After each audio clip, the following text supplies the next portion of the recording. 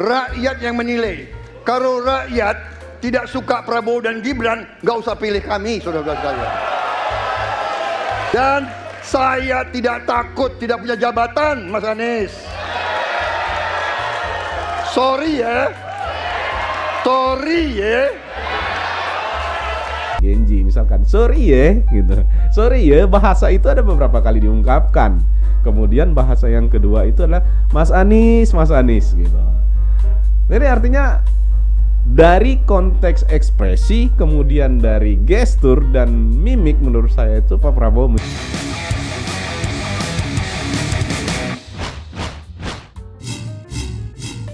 Selamat datang kembali teman-teman di channel Satrio Bushido Library. Kita sudah cukup lama tidak mengudara. Oke, kita sudah cukup lama tidak mengudara, tidak membahas isu politik dan tidak membahas hal-hal yang berkaitan dengan aktivitas saya selama ini. Tetapi kali ini saya memulai kembali untuk berbicara di YouTube ini tentang beberapa hal terkait isu-isu Pilpres. Nah, semua itu saya mulai dengan debat. Kenapa saya harus tertarik untuk membahas debat ini? Yang paling pertama, debat ini menurut saya, meskipun kata banyak orang dan kata banyak pengamat, bukan satu-satunya penentu untuk meningkatkan elektabilitas atau kemenangan salah satu paslon gitu. Tetapi debat kemarin menurut saya menghadirkan beberapa nuansa-nuansa yang selama ini dikhawatirkan oleh banyak orang, bahwa debat akan saling serang, akan saling sindir, akan saling membuka aib.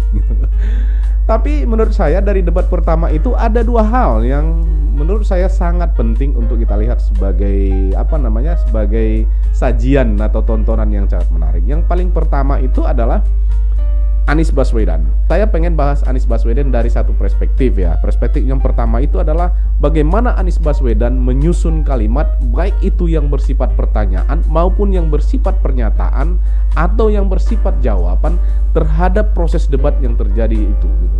Terus yang kedua, Anies Baswedan menunjukkan kelasnya atau latar belakangnya sebagai akademisi yang memiliki kemampuan untuk menyusun atau struktur bahasa yang sangat sistematis, sehingga penjelasan-penjelasan Anies Baswedan menurut saya itu sangat mudah dipahami, apalagi dia menggunakan analogi-analogi. Meskipun ada serangan-serangan juga, ya artinya pemelintiran terhadap angin tidak punya KTP atau angin tidak punya daerah tinggal di mana gitu. Tapi ya terlepas soal sindiran teman-teman yang lain, tapi menurut saya analogi Anies Baswedan itu menunjukkan bahwa polusi Jakarta itu tidak terlepas dari kondisi luar Jakarta. Nah, artinya kalau kita bicara Jakarta secara lokal, maka kita akan berbicara tentang sumber dari polusi itu sendiri. Karena dia sampaikan kalau polusinya misalkan itu adalah dari jumlah kendaraan atau dari ruang bakar mesin-mesin kendaraan, mestinya itu stabil kan kata dia. Tetapi karena itu juga bersumber dari zona-zona lain penyangga Jakarta, maka dia tuh kan sangat terpengaruh oleh angin. Kalau arah anginnya ke Jakarta, maka dia akan tingkat polusinya akan makin tinggi. Tapi kalau arah anginnya tidak mengarah ke Jakarta, maka tingkat polusinya bisa tidak sangat tinggi. Nah, itu menurut saya satu penjelasan yang memang masalah Jakarta nggak bisa kita pisahkan dengan masalah-masalah lain di luar penyangga Jakarta gitu. Nggak bisa kita pisahkan gitu. Jadi kadang-kadang kan orang mengambil di masalah analogi yang dia gunakan, padahal analogi itu menurut saya untuk memudahkan kita memahami dalam satu konteks. Itu yang paling pertama ya menurut saya yang menarik. Nah kemudian di Prabowo-nya sendiri, nah di pasangan nomor 2 ini atau di capres nomor 2 ini menurut saya itu yang menarik bukan hal-hal yang selama ini dikhawatirkan oleh orang, atau bukan hal-hal yang selama ini dijadikan orang sebagai bahan untuk serangan gitu.